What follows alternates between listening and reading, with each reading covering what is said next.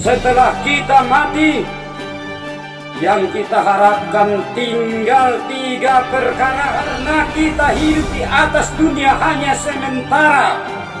10 tanda-tanda kematian.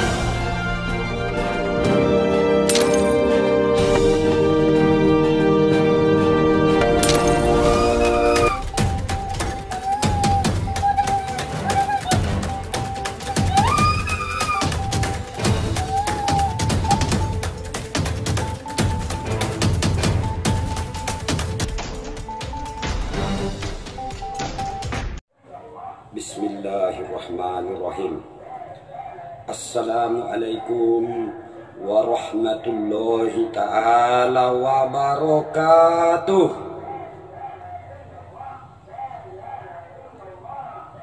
Pertama sekali mari kita memanjatkan puji dan syukur kehadirat Allah Subhanahu wa ta'ala yang telah memberikan kita lahir ke atas dunia ini. Dan kita jangan lupa mengucapkan salawat dan salam atas Nabi kita, Nabi besar, Nabi Muhammad sallallahu alaihi wasallam. Karena syafaat beliaulah yang kita harapkan dari dunia ini sampai di hari kiamat ataupun yang disebut dengan akhir zaman. Dengan berlapaskan Allahumma salli ala Sayyidina Muhammad wa ala ali Sayyidina Muhammad. Para rahimakumullah, hadirin dan hadirat, saudara dan saudari dimanapun Anda berada, marilah kita masuk ke kajian 10 tanda-tanda kematian.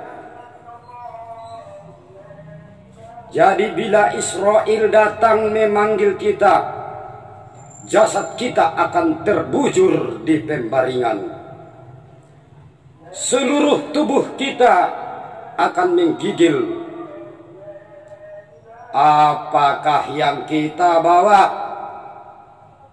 Hanya kain kapan menemani kita ke dalam kubur.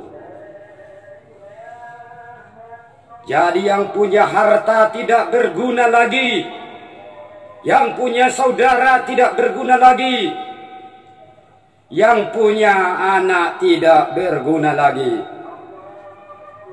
Apakah yang kita harapkan?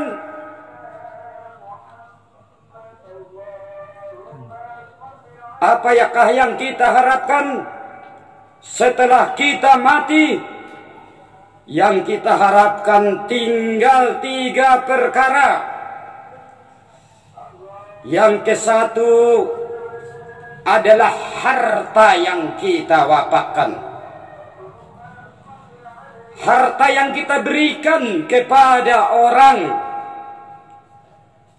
Apa yang kita berikan kepada orang lain, itulah akan bagian kita nanti di akhirat.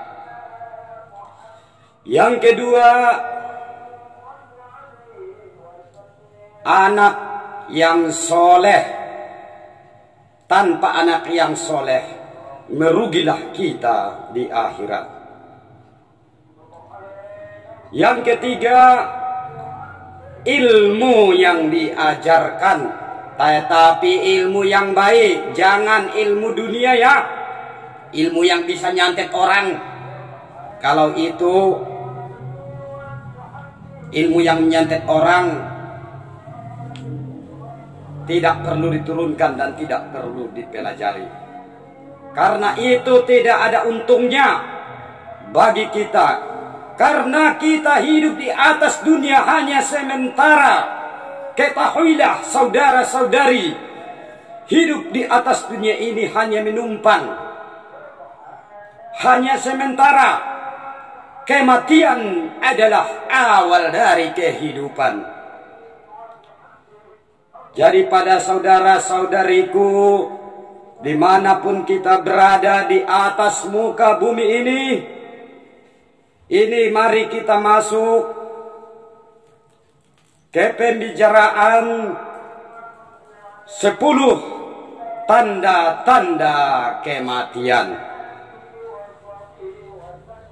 Yang ke-1, bila penyakit itu datang ke tubuh kita, walaupun yang sakit, walaupun yang tidak, walaupun yang kerja di kantoran, walaupun kerja di kedutaan, walaupun kerja apa saja di atas bumi ini.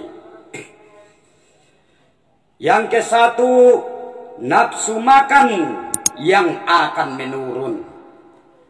Yang dimaksud nafsu makan akan menurun, biasanya nafsu makan kita bagus, enak makan, tapi tiba-tiba nafsunya menghilang. Itu tanda-tanda yang pertama. Tanda-tanda yang kedua, lebih sering tidur. Biasanya kita badan gairah, seperti orang yang biasa berolahraga di pagi hari. Pagi-pagi dia sudah bangun, pergi untuk senam, untuk mencari kebugaran. Kalau tidak, menyapu di rumah. Itu akan menghilang semua. Yang bawaan badan kita adalah kepingin tidur terus. Hati-hati kalau udah mulai badan kita ke bawah, mata mau tidur terus.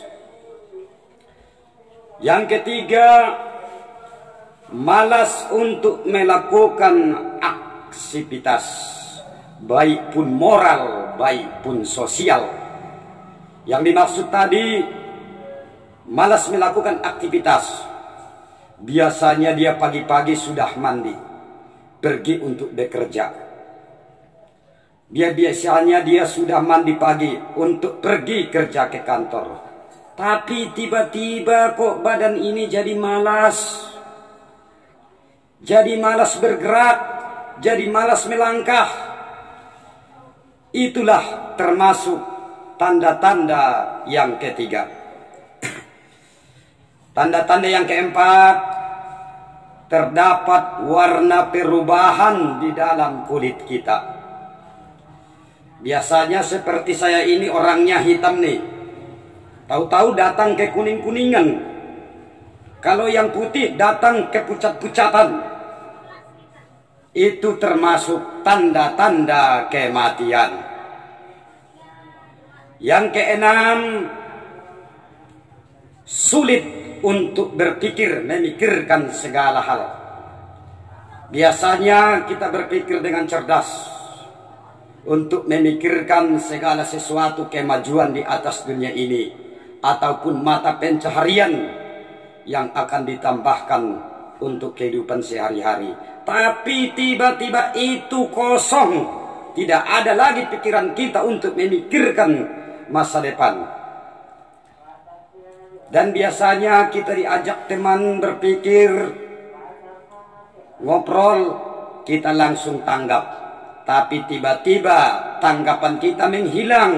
Itu termasuk tanda-tanda yang keenam, tanda-tanda kematian.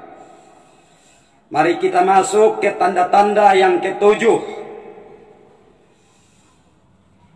Tanda yang ketujuh, terdapat sering kita merasa nyeri yang hebat, yang tidak pernah kita alami selama hidup kita. Yang dimaksud terasa nyeri itu ada denyutan, ataupun di jari kita, di kaki kita, di tubuh kita, ataupun getaran yang tidak pernah kita alami selama hidup kita. Perumpamaannya seperti sapi yang baru dipotong. Coba belah, potong-potong dagingnya, ada di situ getaran. Getaran itu yang timbul di tubuh kita. Itu termasuk tanda-tanda yang ketujuh, tanda-tanda kematian.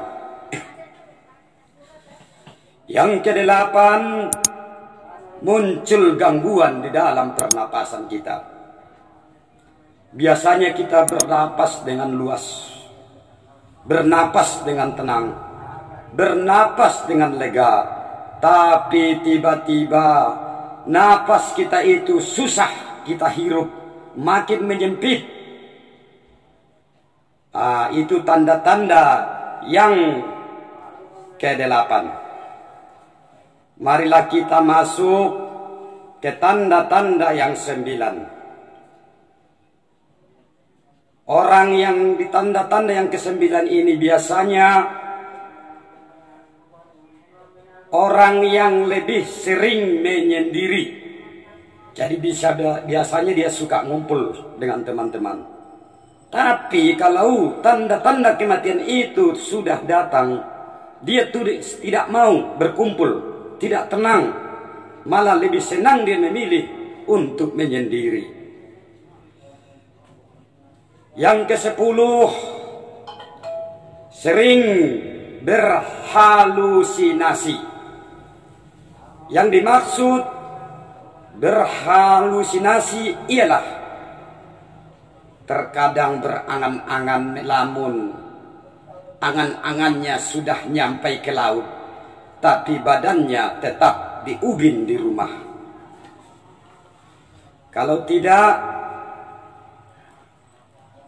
di dalam tidurnya sering datang mimpi-mimpi, seperti mimpi nenek moyangnya, orang tuanya, ayahnya, ibunya.